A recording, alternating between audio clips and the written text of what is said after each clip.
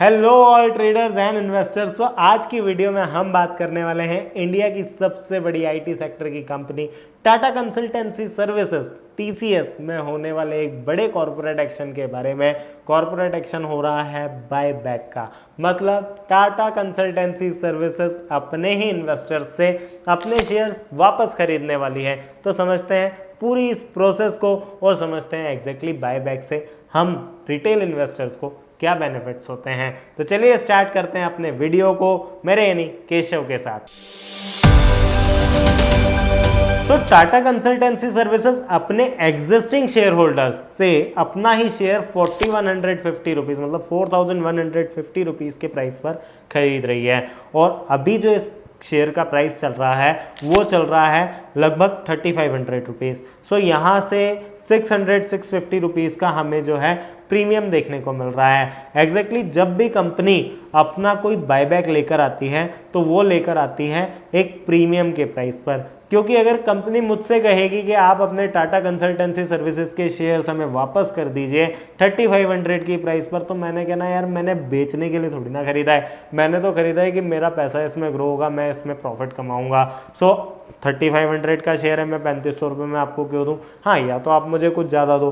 तो फिर कंपनी कह रही है कि चलो ठीक है, हम आपको 4150 रुपीज़ पे करते हैं, आप अपना शेयर हमको दे दो।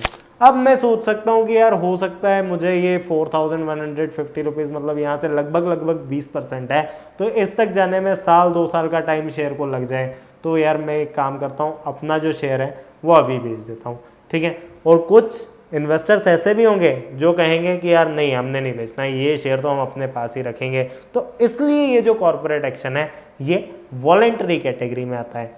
2 कैटेगरी के कॉर्पोरेट एक्शन होते हैं, एक वॉलेंटरी एक मैंडेटरी, ठीक है। सो डिविडेंड ये जो होता है वो मैंडेटरी होता है, ठीक है। और जो बायबैक है ये वॉलेंटरी है। जो आपको राइट इशू आता है वो वॉलेंटरी होता है। वॉलेंटरी का मतलब है कि आप इसमें पार्टिसिपेट करना चाहते हो या नहीं करना चाहते हो, आपकी मर्जी है। आप शेयर होल्डर को कंपनी आपसे शेयर वापस मांग रही है, आप कंपनी को शेयर देना चाहते हो या नहीं देना चाहते हो, आपकी इच्छा है। अगर देना चाहते हो तो मार्केट से आपको लगभग 20% का ज़्यादा प्राइस मिल रहा है, आप अपना शेयर जो है वो कंपनी को डिलीवर कर सकते हो।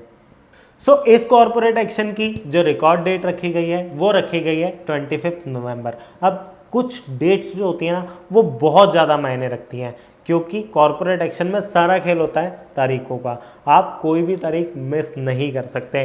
तो 25 नवंबर जो कि ये सैटरडे की रिकॉर्ड डेट रखी हुई है कि 25 नवंबर पे कंपनी के खाते में आपका नाम होना चाहिए कि आप उस कंपनी के एक शेयर होल्डर हो, ठीक है। अब 25 नवंबर को अगर आपके अकाउंट में शेयर होना है तो आपको शेयर कब खरीदना पड़ेगा?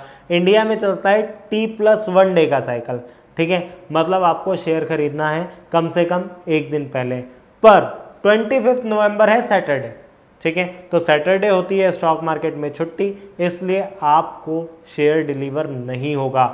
आपको इसलिए शेयर खरीदना पड़ेगा 23 नवंबर को, ताकि 24 नवंबर, क्योंकि हमारे इंडिया में T+1 डे का साइकिल चलता है, तो T+1 डे के सेटलमेंट साइकिल में शेयर आपके डीमेट अकाउंट में पहुंचेगा।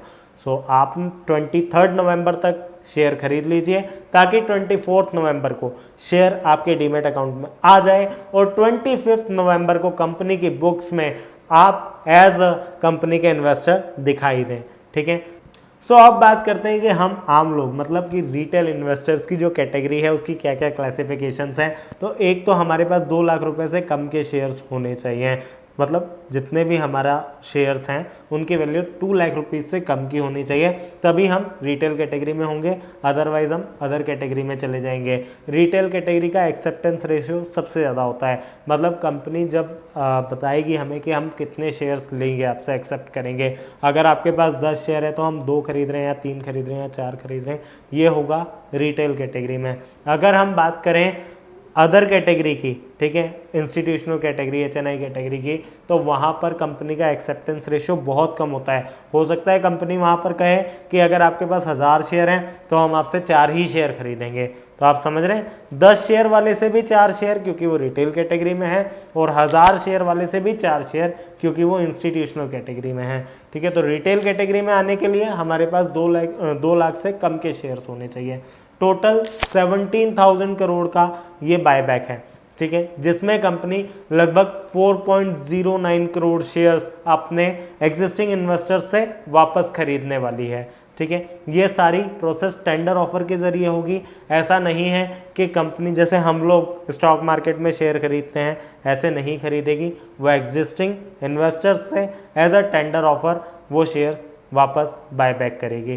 ठीक है, जब कंपनी शेयर अपना बायबैक कर लेती है तो कंपनी में जो शेयर्स की क्वांटिटी है वो कम हो जाती है। मतलब आप ये समझिए कि कोई कंपनी है जिसके टोटल 10 शेयर होल्डर हैं, ठीक है, हर किसी के पास 10-10% का इक्वल हिस्सा है। ठीक है, अब इसमें से कंपनी ने 5 शेयर होल्डर खत्म कर दिए। ठीक है, 5 शेयर्स कंपनी ने वापस ले लिए, तो अब कितने शेयर्स रह गए मार्केट में? सिर्फ 5। ठीक है, और हर शेयर होल्डर का हिस्सा कितना हो गया? 20% का। तो यहाँ पर भी कंपनी अपने 4.09 करोड़ शेयर वापस लेगी, और जो एग्जिस्टिंग शेयर होल्डर्स रह जाएंगे उनका कंपनी में हिस्सा और बढ़ जाएगा। ठीक है, तो इससे क्या होगा कि जो EPS अर्निंग पर शेयर हम फंडामेंटल एनालिसिस के टाइम पे देखते हैं वो भी बढ़ जाएगा, क्योंकि कंपनी का जो प्रॉफिट पहले ज़्यादा शेयर्स में डिस्ट्रीब्यूट होता था, इस बायबैक के बाद वो प्रॉफिट अब 4.09 करोड़ शेयर्स में कम डिस्ट्रीब्यूट होगा। ठीक है, तो उससे हर शेयर के हिस्से में ज़्यादा प्रॉफिट जाएगा। सो ये है पूरे TCS के बायबैक की एक update. For such more update stay tuned with शून्य।